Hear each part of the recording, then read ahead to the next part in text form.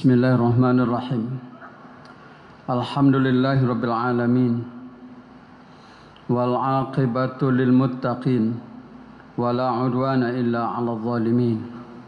Asyhadu an la ilaha illallah wa asyhadu anna Muhammadar Rasulullah. Allahumma shalli wa sallim wa barik ala hadzal nabi wa ala alihi wa ashabihi wa man tabi'ahu bi ihsanin ila yaumiddin. Wa ba'd.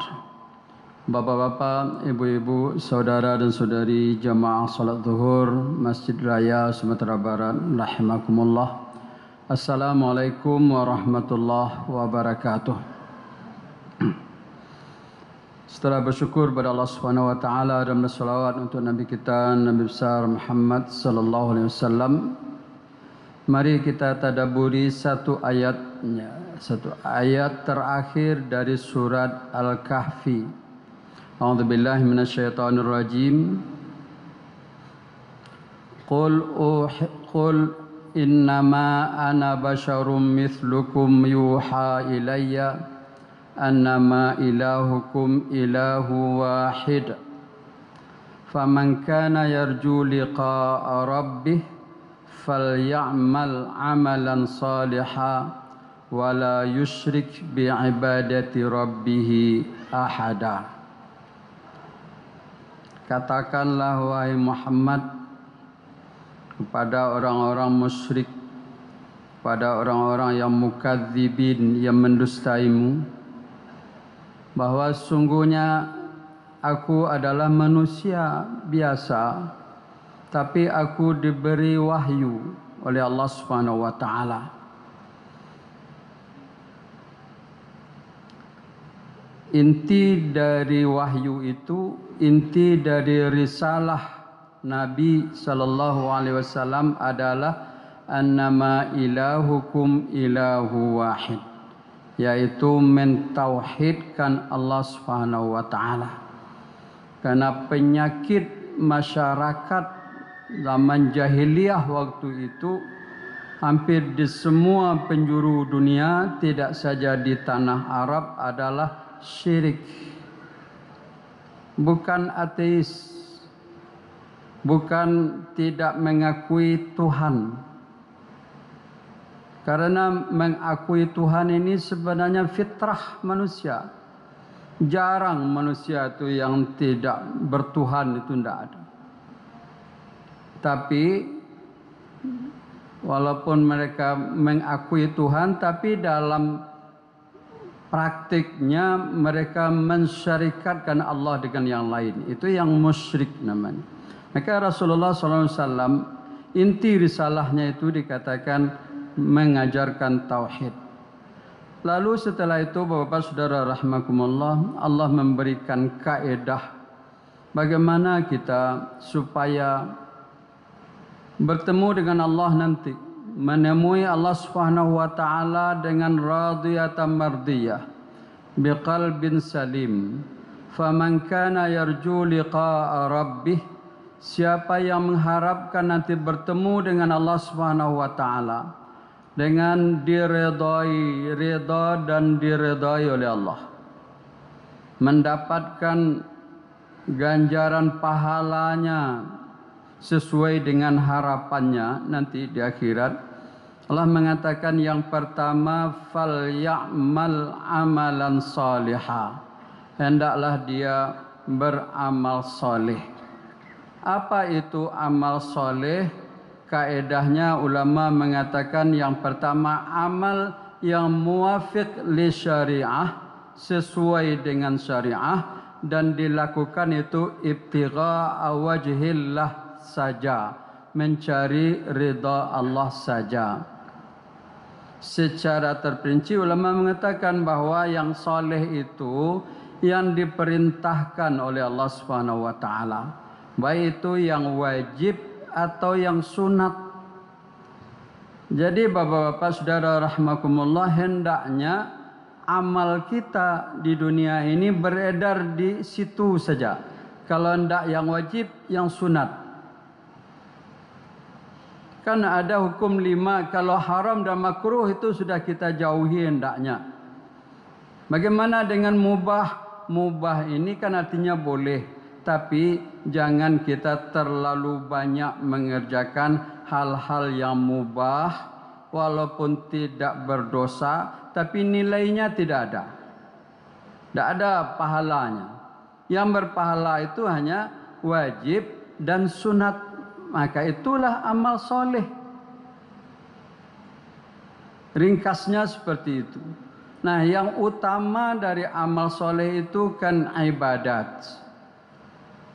Dan yang utama pula dalam ibadat itu adalah rukun-rukun Islam. Dari sholat, puasa, haji, zakat, haji. Ini adalah tonggak tuonya.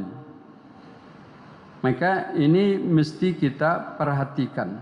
Nah, lalu untuk solehnya ibadah itu apa pula kaedahnya?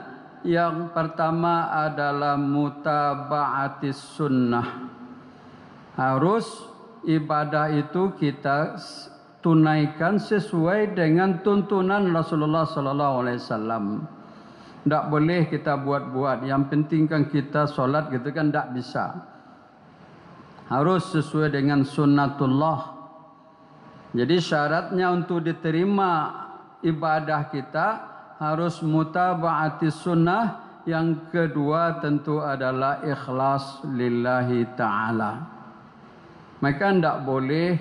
Jadi kalau dalam ibadah Bapak-bapak Ibu rahimakumullah, ya kita harus pastikan mana perintahnya. Ada tidak dalilnya? Kalau tidak ada dalil, maka itu tidak boleh ditambah menambah-nambah namanya. Sebagaimana juga tidak boleh dikurang-kurangi. Bid'ah. Itu yang dimaksud dengan ulama bid'ah. Penambahan-penambahan tidak boleh. Harus sesuai persis sebagaimana yang diajarkan oleh Rasulullah SAW. Apalagi kalau yang sifatnya itu i'tiqad, yang sudah berubah dia menjadi yang dipercayai, diyakini seperti itu. Kalau sudah masuknya diyakini itu babnya bab akidah, itu lebih berat lagi. Harus itu ada dalil yang sahih, yang qat'i. Tak boleh dibuat-buat. La taqfu fi ma laisa laka bihi ilm. Jangan kita melakukan hal-hal yang menurut kita itu ada baiknya, tapi tidak ada dalilnya, tidak ada perintahnya. Kalau yang sifatnya yang diyakini ini tidak boleh. Itu takhayul khurafat jadinya. Kalau datang pengantin gitu kan umpamanya, untuk apa diserakkan bareh kuning? Tidak ada dalilnya. Itu bisa menjerumuskan kita kepada syirik. Ada pengantin sebelum dia menikah itu digunting dulu rambutnya oleh bakonya. Namanya memangkeh gombak. Digunting, dipotong dengan karih, lalu kemudian diasapi dengan kemenyan. Siapa yang mengajarkan ini? Tidak ada. Kalau tidak ada berarti tidak boleh. Takhayul khurafat, mitos namanya. Kalau dalam ibadah bid'ah tak boleh nambah-nambah. Nah, Bapak Ibu rahimakumullah. Lalu yang kedua, ini yang penting pula untuk kita perhatikan, bahwa ibadah-ibadah yang kita lakukan mesti mengharapkan ridha Allah saja. Tak boleh bercampur dengan yang lain. Ada kepentingan-kepentingan lain. Ada yang diharapkan selain daripada ridha Allah dari orang, dari masyarakat, pencitraan namanya. Ini riya. Riya itu syirkul asghar, disebut juga dengan syirkul khafi, syirik yang tersembunyi. Banyak orang yang tidak sadar. Orang solat tapi dia ingin untuk dipuji solatnya. Dia bersedekah ingin untuk dipuji sebagai orang yang pemurah, orang yang zakatnya dibagi-bagi orang ramai sehingga diketahuan dia itu orang yang berharta gitu kan umpamanya.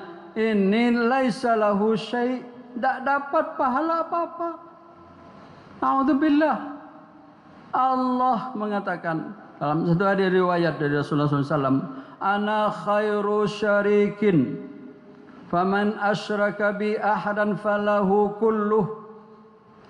Siapa yang aku sebaik-baik syarik, mitra.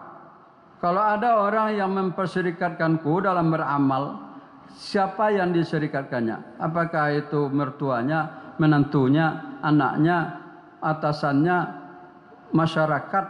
Kalau dia beramal karena itu, maka untuknya semuanya. Kata Allah Subhanahu wa taala, aku tidak perlu kepada solatnya, tidak perlu pada sedekahnya, fala hajata li fihi. Tidak ada keperluanku untuk itu. Di akhirat nanti, Bapak-bapak, Ibu rahimakumullah, Allah mempreteli amal kita. Ada yang diterima, ada yang ditolak. Dan satu riwayat dikatakan sampai malaikat pun juga mengatakan, ya Allah, aku tidak tahu kepada orang ini kecuali dia baik ni. Jadi dibantu oleh malaikat. Itu dalam satu ilustrasi dikatakan. Dibantu malaikat. Aku menjadi saksi orang ini baik ni, ya Allah. Kata Allah, dia beramal itu laisa khalisatan li. Dia beramal bukan 100% untukku. Ada juga yang diharapkannya dari yang lain. Maka ditolak. Na'udzubillah min dzalik. Oleh karena itu, Bapak-bapak, Ibu-ibu rahimakumullah, perhatian kita yang pertama itu adalah bagaimana kita supaya mengisi hidup kita ini dengan kalau bisa amal wajib dan amal sunat. Sedikit bolehlah yang mubah. Menonton bola sesekali gitu, itu mubah. Tidak berdosa, tidak bertaruh. Tapi jangan terlalu banyak kita mengerjakan hal-hal mubah yang tidak ada artinya, kita rugi. Yang kedua, kita harus perhatikan betul apa yang kita lakukan itu benar-benar lillahi ta'ala. Sehingga kita nanti bertemu Allah tidak seperti orang yang muflis, bangkrut. Kita menganggap amal kita sudah banyak, insya Allah kita aman, langsung masuk surga. Tapi ternyata itu nol nilainya. Kenapa? Karena tidak ikhlas lillahi ta'ala. Apa tipnya supaya kita ini bisa ikhlas? Nah, di antara ulama mengatakan begini, hendaknya jangan semua amal kita itu terbuka. Boleh kita bersedekah terang-terangan, boleh. Dalam ayat dikatakan sirrau wa alaniyah. Sir baik itu sembunyi ataupun terang-terangan diterima oleh Allah Subhanahu wa taala asal hatinya itu, di hatinya itu ikhlas. Ya. Tapi itu kan rumit. Nah, oleh karena itu kata ulama, hendaklah juga ada amal kita. Kalau boleh itu yang tersembunyi itu lebih banyak daripada yang terbuka. Biarlah dia menjadi rahasia kita dengan Allah Subhanahu wa taala. Jadi ini Bapak-bapak Ibu, kalau boleh kita punya amal favorit yang khusus, yaitu yang rahasia, yang hanya kita dan Allah yang mengetahuinya. Kalau begitu banyak amal kita insya-Allah itu ya ikhlas lillahi ta'ala, dan kita bertemu dengan Allah Subhanahu wa taala nanti ya dengan gembira, membawa qalbun salim, membawa amal soleh yang banyak, tentu kita diridai oleh Allah Subhanahu wa taala. Itulah yang bisa saya sampaikan, dan kesempatan yang pendek ini mudah-mudahan bermanfaat bagi kita bersama. Minta maaf atas segala kekurangan. Assalamualaikum warahmatullahi wabarakatuh. Allahu akbar, Allahu akbar.